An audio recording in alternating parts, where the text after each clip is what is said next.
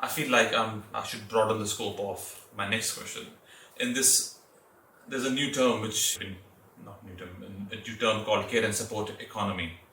And in the current context of the draft strategy from the Prime Minister's office, which talks about aggregation of 4 sectors, namely aged care, disability, veteran affairs, and early childhood. And as we bring few things together, the practice standards, the regulation, and compliance comes together. How is the practice learnings from one sector can be extrapolated to others? So as you said, if we can deliver good practice for people with intellectual disabilities, we should be able to deliver a good practice across the whole spectrum of disabilities, types of disability. So does that extrapolation would work across multiple care sectors?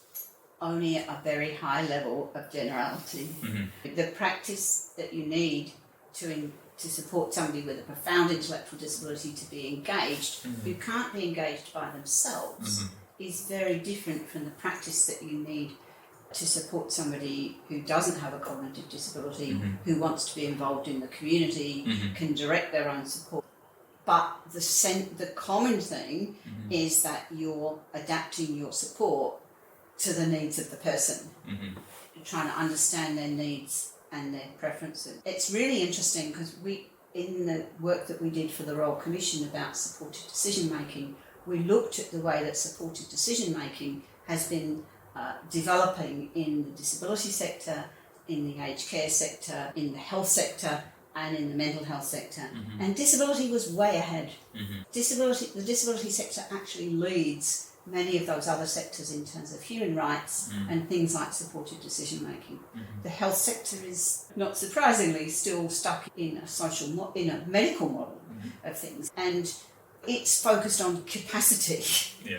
And it's way behind in terms of issues of supported decision making. So I think there's a lot that can be learnt across sectors, but I think we need to be really careful because people, and we've done some work on this, people who have dementia, for instance, the type of support, the care that they need is very different from the care that somebody with an intellectual disability needs in younger life, because people with intellectual disabilities are still developing all the way through life until maybe they get dementia, whereas somebody with dementia has had a whole life already and really needs recognition of them as a person, their history, and really good care in the moment.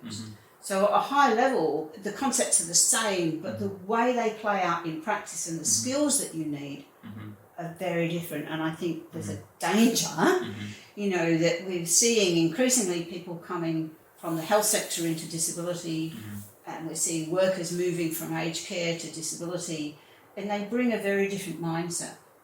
I'd like to see more workers going from disability and taking the disability rights approach and disability practice into some of those other sectors, but it doesn't seem to go that way.